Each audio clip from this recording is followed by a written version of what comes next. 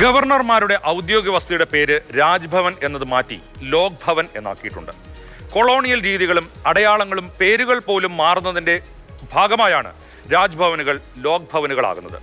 രാജ്ഭവനുകൾ എന്ന് കേൾക്കുമ്പോൾ അധികാരത്തിന്റെ കേന്ദ്രീകരണമെന്ന് ചിലർക്ക് തോന്നാം. അതല്ലെങ്കിൽ ആ പേരിൽ ജനാധിപത്യത്തിന്റെ കുറവുണ്ടെന്ന് അഭിപ്രായമുള്ളവരുമുണ്ട്. ഇത്തരം ചിന്തകളാകാം ഈ പേരുമാറ്റത്തിന് പിന്നിൽ. പക്ഷേ ഈ പേരുമാറ്റം കൊണ്ട് മാത്രമായോ? പേര് മാത്രമാണോ മാറേണ്ടത്? സാധാരണ പൗരന്മാരുമായും ജനാധിപത്യ സംവിധാനത്തോടും ചേർത്ത് നിർത്താനാണെങ്കിൽ ഗവർണർമാരും രാജ്ഭവനുകളും അല്ല ലോക് ഭവനുകളും ഇനിയും ഏറെ മാറാനുണ്ട്. ഒരു സംസ്ഥാനത്തിന്റെ ഭരണത്തലവൻ എന്നതാണ് ഭരണഘടനാപരമായി ഗവർണറുടെ സ്ഥാനം. പക്ഷേ അത് തികച്ചും സാങ്കേതിക അർത്ഥത്തിൽ മാത്രമാണെന്ന് നമുക്കറിയാം.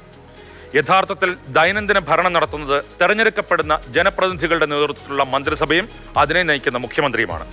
തികച്ചും ആലങ്കാരിക പദവിയിലിരിക്കുന്ന അന്യനാട്ടിൽ നിന്ന് വരുന്ന ഗവർണർമാർക്ക് ജനങ്ങളുമായി പരിമിതമായ ബന്ധം മാത്രമേ ഇതുവരെ നമ്മൾ കണ്ടിട്ടുള്ളൂ. പക്ഷേ അവർക്ക് വേണ്ടി ഒരുക്കി കൊടുക്കുന്ന സൗകര്യങ്ങളും അതിനുവേണ്ടി ചിലവിടുന്ന പണവും കണക്കാക്കിയാൽ മനസ്സിലാകും വെറും പേരുമാറ്റത്തിലെ അർത്ഥശൂന്യത.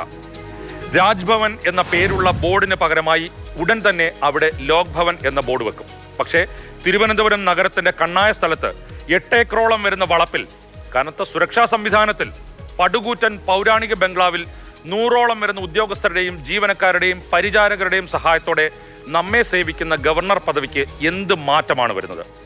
ഇങ്ങനെ ഒരാൾ ഈ കൊട്ടാരത്തിലിരുന്ന് എന്താണ് നമുക്ക് വേണ്ടി ചെയ്യുന്നതെന്ന് കാണാനോ അറിയാനോ ഈ നാട്ടിലെ സാധാരണ പൗരന്മാർക്ക് ആർക്കെങ്കിലും കഴിയുമോ? താമസിക്കുന്ന വീടിന്റെ പേരല്ല, ജനങ്ങളുമായി ബന്ധിപ്പിക്കുന്ന രീതിയിൽ ആണ് മാറ്റം വരേണ്ടത്. നാളെ ഗവർണർ റോഡിൽ സഞ്ചരിക്കുമ്പോൾ സാധാരണ ജനത്തെ വഴിയിൽ തടഞ്ഞിടുന്ന രീതിയിൽ എന്തെങ്കിലും മാറ്റമുണ്ടാകുമോ? രാജ്ഭവൻ എന്ന പേരിൽ മാത്രമല്ല, അവിടെ ജോലി ചെയ്യുന്ന ചില മനുഷ്യർക്ക് നൽകുന്ന വേഷത്തിൽ പോലുമുണ്ട് അടിച്ചേൽപ്പിക്കുന്ന വിധേയത്വത്തിന്റെ ചിഹ്നങ്ങളും തലപ്പാവും. കൊളോണിയൽ പാരമ്പര്യങ്ങളെ ഒഴിവാക്കുന്നതിന്റെ ഭാഗമായി രാജ്ഭവൻ എന്ന പേര് മാറ്റണമെന്ന് ഗവർണർമാരുടെ യോഗത്തിൽ ആവശ്യപ്പെട്ടത് നമ്മുടെ ഇപ്പോഴത്തെ ഗവർണർ തന്നെയാണ്. പക്ഷേ വെറും പേരുമാറ്റത്തിൽ മാത്രമായില്ല, ജനങ്ങളുമായി ചേർന്ന് നിൽക്കുന്നതാണ് ഗവർണറും ഗവർണറുടെ ഓഫീസും വസതിയുമെന്ന് ജനങ്ങൾക്ക് നേരിട്ട് ബോധ്യപ്പെടണം. ഗവർണറെ ജനങ്ങളിൽ നിന്ന് അകറ്റുന്ന അനാവശ്യമായ പ്രോട്ടോക്കോളുകളും ഇരുമ്പ് മറകളെയും പൊളിച്ചു മാറ്റണം. ഇന്നാട്ടിലെ സാധാരണ പൗരന്മാർ വന്ന് കാണട്ടെ ലോക് ഭവൻ എന്നെഴുതിയ ബോർഡിന് പിന്നിലെ വളപ്പും ബംഗ്ലാവും പരിസരവും ഗവർണറെയും ഒക്കെ. അപ്പോൾ മാത്രമേ പേരുമാറ്റത്തിന്റെ പിന്നിലെ ഉദ്ദേശം ലക്ഷ്യം കാണൂ. അതല്ലെങ്കിൽ ലോക് ഭവൻ എന്ന പേരെഴുതിയ രാജഭവനമായി തന്നെ അത് തുടരും.